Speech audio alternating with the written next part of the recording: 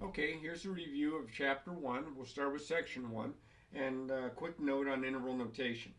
Interval notation is just a newer way of using parentheses and brackets instead of kind of open circles and filled in circles that you see on my graphs to represent inclusion or non-inclusion of a value.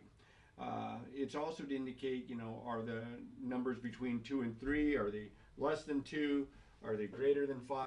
And so what we're going to do is we're going to show you the notation to use to represent, and I have 8 number lines drawn out here. Now, in your book, I'm sure that there's a table that has all the interval notation examples. You could also Google it, but I have these 8, and I think these cover most of the different kinds of things that you might see. Now, in this indication, you can see that it's the number 2 and everything bigger than the number 2. So to represent that, if you can't already, I had written it down before, I'm going to use a bracket for inclusion. When I have a filled in dot, it's a bracket.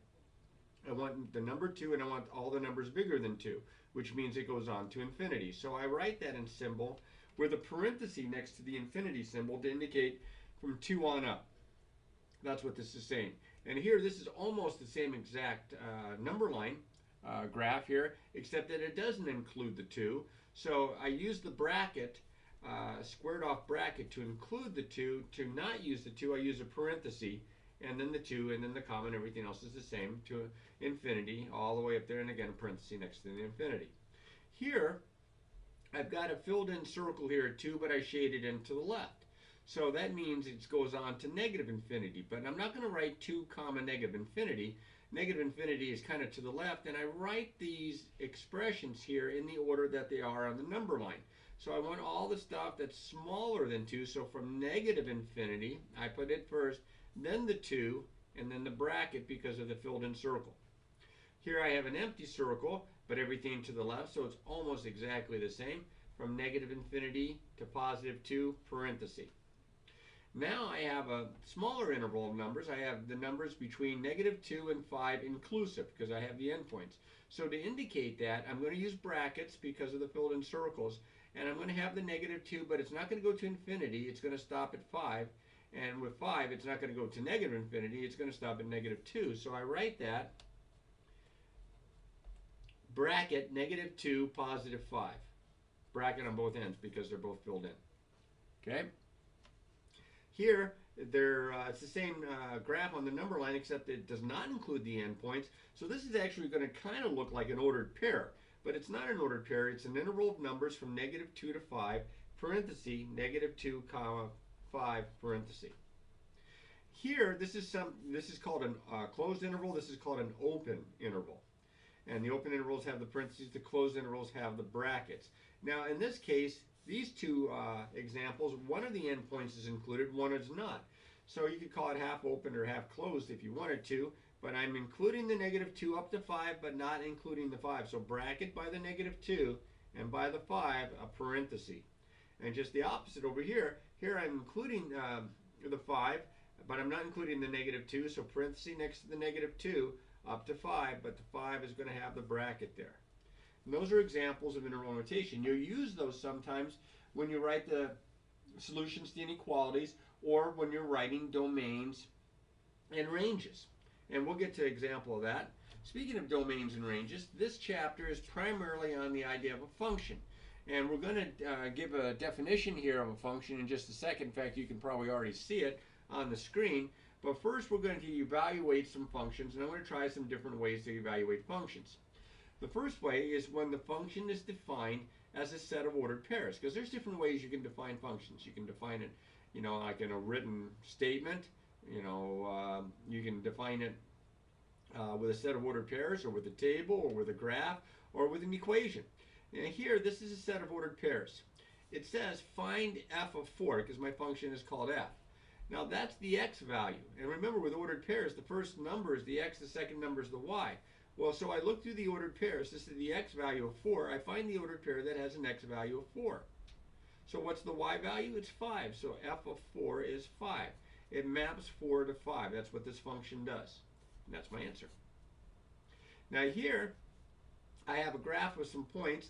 Notice that I drew my number on my coordinate axes in such a way that each one of these tick marks is worth 1. So this is 2, 3, 4, 5. 1, 2, 3, 4, and so on. And it says find f of 2. So again, my x value is the 2. I need to find the y value that corresponds to the function here, y equals f of x, that has an x value of 2. Well, the x value of 2 is right here. So I go to that point. There it is. What's the y value? 1, 2, 3, 4. This is a 4 here. So this is equal, f of 2 is equal to 4. Then I've given you an example here where you have your function defined by an equation. This is a quadratic function. F of x equals 2x minus 1. Let me move this up a little bit. So I'm asking to find f of 4. Well, this is probably more like you're used to seeing this when they're asking you to evaluate a function, because normally they'll give you an equation. So f of 4 means you're going to put the 4 in for the x in the rule for that function, in that correspondence that's set up. So 2 times 4, and that 4 is squared, minus 1. Now the 2 is not squared, only the x is being squared, so only the 4 gets squared because I plugged 4 in for x. So this is 2 times 16 minus 1. This is 32 minus 1. This is 31. Okay. F of negative 1, very similar, careful with your signs. 2 times negative 1, and the negative 1 is squared, minus 1. So that's 2 times negative 1 times negative 1 is positive 1. 2 times 1 is 2, minus 1 is 1. And there's my answer for that part. So you will probably be asked to do at least something from here to evaluate. Definitely this one, maybe this one. I'm not too sure about the graph. It's up to your instructor. Next guy up. Here's the definition of a function. Now, before I start talking about a function, I wanted to mention the idea of what we call a relation. And a relation is any set of ordered pairs. So you have typically two variables, an x and a y, and it's any kind of a correspondence that maps an x to a y. So we just write those usually as ordered pairs, as a sort of set of ordered pairs. Kind of like I did back here, like this one. This is a set of ordered pairs. This is a relation. It turns out it's also a function, but any set of ordered pairs is a relation. So only certain relations are functions. A function f from set A to set B is a relation, as I mentioned, a correspondence that assigns to each element x in set A exactly one element y in the set B. So you can't have two ordered pairs that have the same x and different y's. Exactly one y. Okay, now you can use the same y again and again and again for different x's, but you can't have one x with two or more different y values. It's not a function then. So there's just this one restriction. It's got to be a relation, but it has to assign to each element x in set A, which we call the domain. X comes from the domain. Exactly one element y in the set B, which we call the range. And I mentioned that down here. Set A is the domain. Set B is the range. The inputs for the domain, what you plug in, the range, the outputs, what you get out of it. Like here, my input was 4. My output was 31. My input was negative 1. My output was 1. Okay? Now, how are they going to represent functions? They can represent functions, as I mentioned, as a table or a list of ordered pairs, like the example I pointed out before. They could also points on a graph, which I did back here as well. Showed that with points on a graph. Okay? Sometimes it's not even just points. Sometimes it's like a whole graph, a whole curve or a line. And also by an equation, which is what I showed back here as well. Okay? Now, how do you know if it's a function? Well, the trick is, remember that x can only be used once when they give you a set of ordered pairs. So I look at these ordered pairs.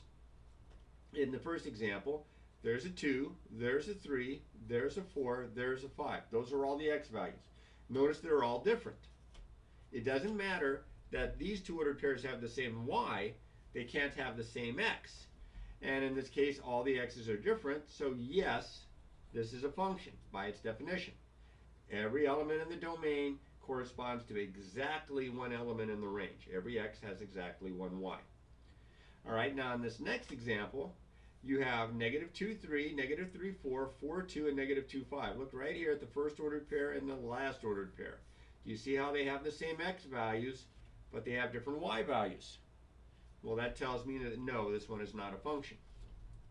Then I have a graph given. How do you tell if a graph represents that of a function? Well, you hopefully will remember what we call the vertical line test.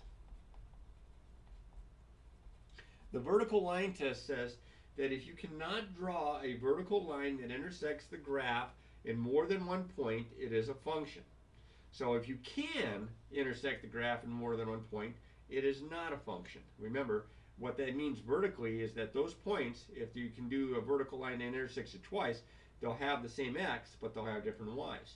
So I have a whole bunch of points here. And, you know, no matter where I draw my vertical line, I'm never going to cross it more than once. Never going to cross it. Hang on.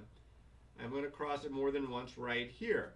1, 2, 3, 4, 5, 6. That's x equals 6. This point here is 6, 0.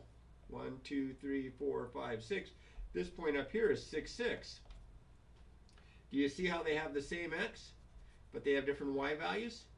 So if you can draw a vertical line that crosses it more than once, it is not a function. So no, this one is not a function. Vertical line test. Now here I don't have a set of ordered pairs. Well, I kind of do. I have an infinite set of ordered pairs. I have a curve. And no matter where I draw my vertical line, I hope that you can tell, I'm never going to cross my curve more than one time.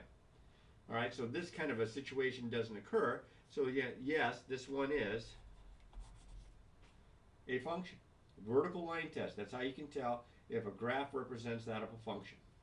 Now, what if instead of a set of ordered pairs, or instead of a graph, where in the set of ordered pairs, you just check to see if the x is repeated. In the graph, you just use the vertical line test. What if they give you an equation? Well, the trick is solve for y. If you solve for y and you don't pick up a plus or minus, you're safe. See, this one already has y all by itself. In fact, you may remember this, that if you graph this, you would get a parabola. Its vertex would be at 0, 2, right up here, and it would open upward, and it would look something like this. Okay? You might have to make a T-chart and plug in some points to get that curve. That one is certainly going to pass the vertical line test, but look at this guy down here. This one is not solved for y, it's solved for x. So I'm going to solve for y. I'm going to subtract 2 from both sides. These will cancel. I'm going to flip-flop the sides. I get y squared equals x minus 2. Now to solve for y, I'm going to have to take the square root of both sides. And if I take the square root, I pick up the plus or minus. Because see, the square root of y squared is the absolute value of y. And to drop the absolute value, you pick up the plus or minus. Now what this means is if I plug in a number, like let's say I plug in the number 3 for x. 3 minus 2 is 1, the square root of 1 is 1. I get positive 1, I get negative 1 for y values. I'd have one x with two different y's. That's what will happen with that plus or minus. So I don't think he's going to give you one like this, but you know what to do. If they give you an equation, they say, is it the equation of a function? Solve for y. This one, the y was already all by itself. There's no plus or minus in anywhere. We were golden. But this guy, a little different. Okay?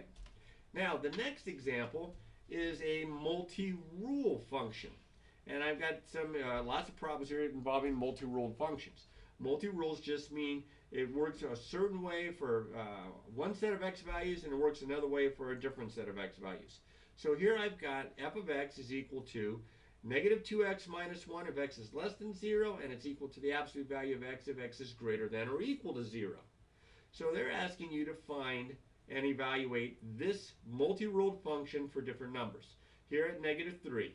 Well, which rule am I going to use? The top one or the bottom one for negative 3? So this is my x. Negative 3 is less than 0. I'm going to use the top rule. So this is going to be negative 2 times negative 3 minus 1, 6 minus 1. I get 5. That's my answer. This next guy here says f of 0. Now which one am I going to use? Am I going to use this? No, because 0 is not less than 0. I'm going to use this one because 0 is greater than or equal to 0. So in this case, I'm using the bottom rule, so this is going to equal the absolute value of 0, which you should know is 0. And then 3. 3 is not less than 0, it's greater than or equal to 0, so I use the bottom rule again. This is the absolute value of 3, which is 3. And that's how that guy works.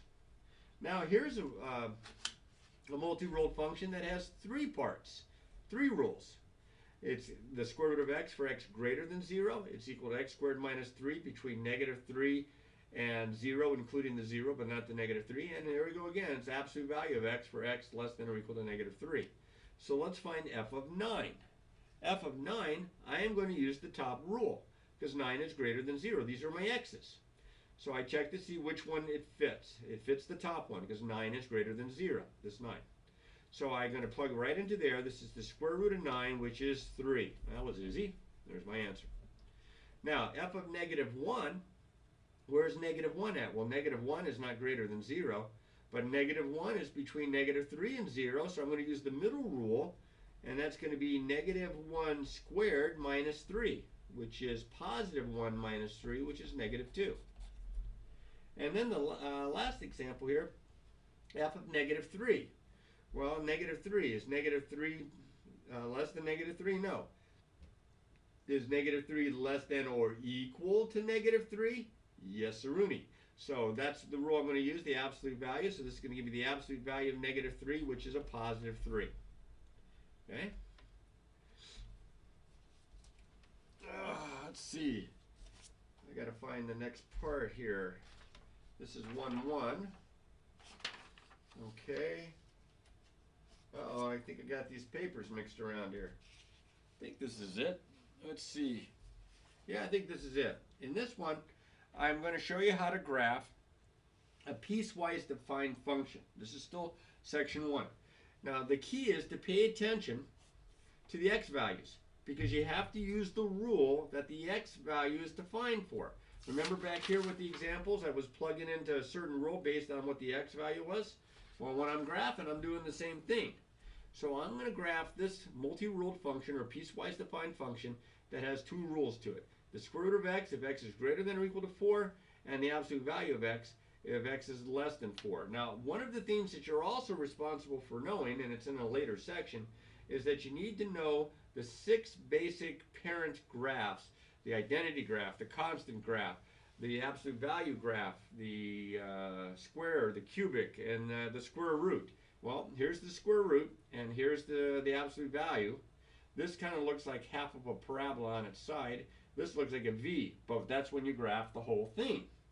Here I'm just graphing part of it. So for x greater than 4, 2, 3, 4, there's 4 right there, greater than or equal to 4, I think you're better off just on this case, because you may not know exactly what it looks like, plug in a couple of numbers. Plug 4 in, right? For x greater than or equal to 4. Plug 4 in. Square root of 4 is 2. Now again, you should know what this looks like. And I'm going to go ahead and put it very lightly, but it looks kind of like this. That's one of those parent graphs. But I don't want this part because I'm only defining it for values of x greater than or equal to 4. So let's plug in one more number here. Let's plug in 9. 9 is greater than or equal to 4, and I plug 9 in because it comes out evenly, or it comes out to be an integer. The square root of 9 is 3. So 5, 6, 7, 8, let's put 9 right there. So it's 3. And there's my graph. It's kind of a curve like that.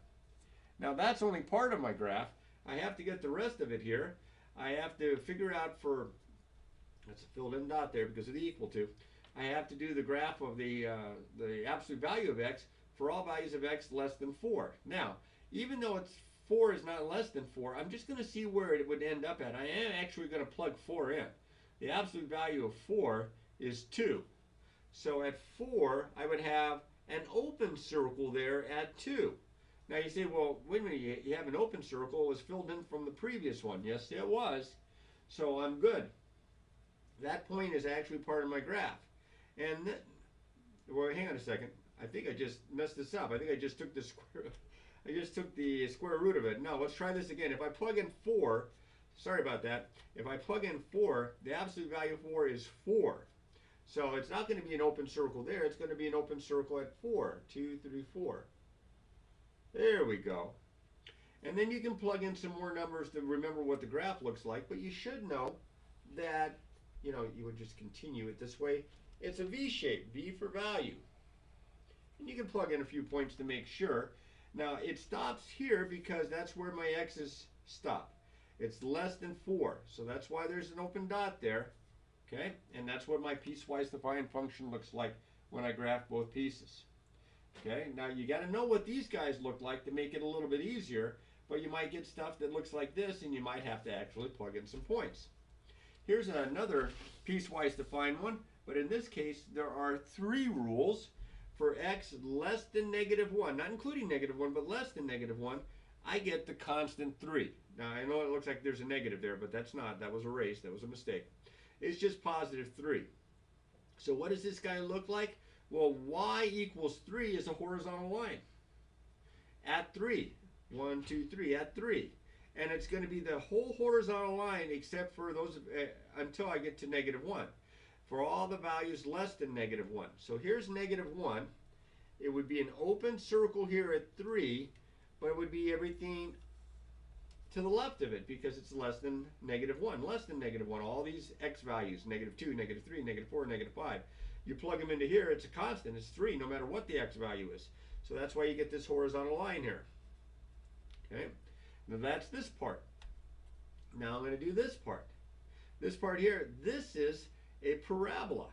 You can tell it's a parabola because of the x squared.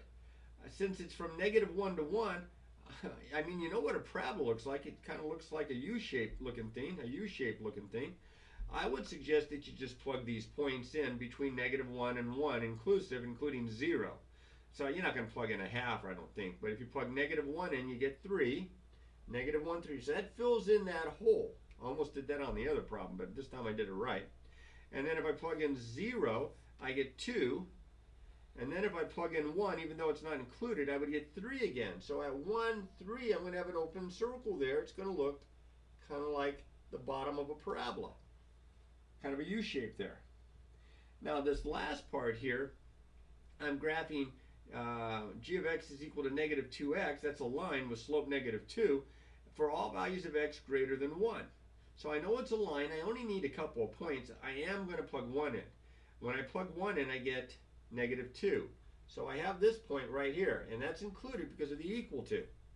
Now if I plug 2 in, I would get -4. So I don't know if I made this big enough. I guess I did. It's pretty close here. Here we go. It would look like this. Should have made my graph a little bit bigger.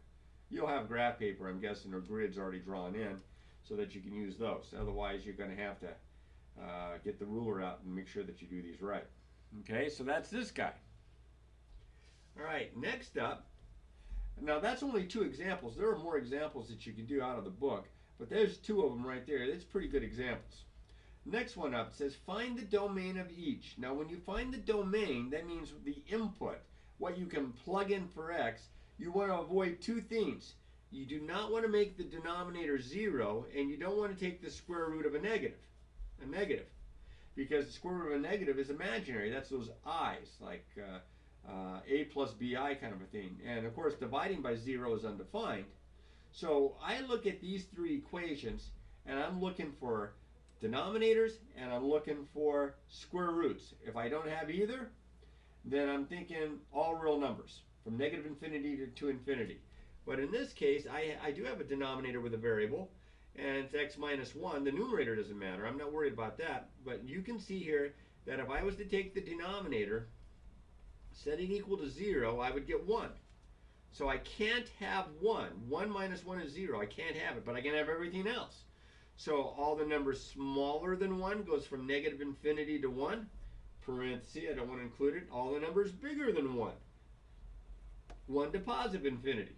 And then the union symbol in between, that means everything in these 2 sets. That would be your domain. I'll put a big old capital D there for domain. Next guy up. I don't have a denominator. I mean, I think you could put it over 1 if you wanted to, but I don't have a variable in my denominator. But I do have a radical. I have the square root of 2 minus x. So remember, you can't have a negative. You can only have positive or 0. So I could take 2 minus x and set it greater than or equal to 0.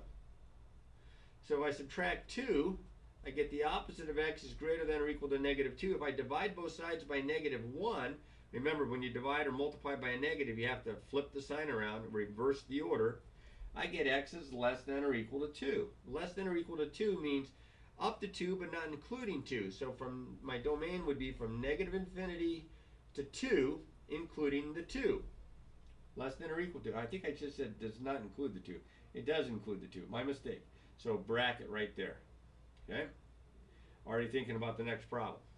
Next problem, it has a little bit of everything. It has variable in the numerator, but that's okay, don't worry about it. But it has a radical and a variable in the denominator. So your denominator can't be 0, and your denominator, the x, can't be a negative number. So in this case, x has to be greater than 0. Not greater than or equal to like it was back here with this, because this was in the numerator. This guy's in the denominator. I can't have this equal to 0, so only greater than 0. So my domain would be from 0 to infinity.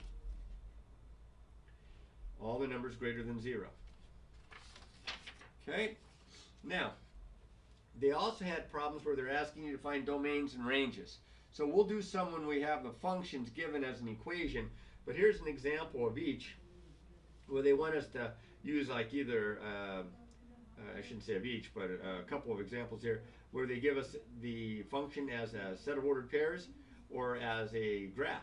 So for this one, my domain would be all the x values, and I usually put the x values in order. Use a brace to surround them, it's a set. So negative 2, negative 1, 0, and 1. Negative 2, negative 1, 0, and 1. Okay, and there's my domain. My range are all the y values, all the outputs.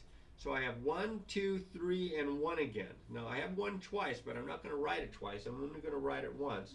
So I have 1, 2, and 3.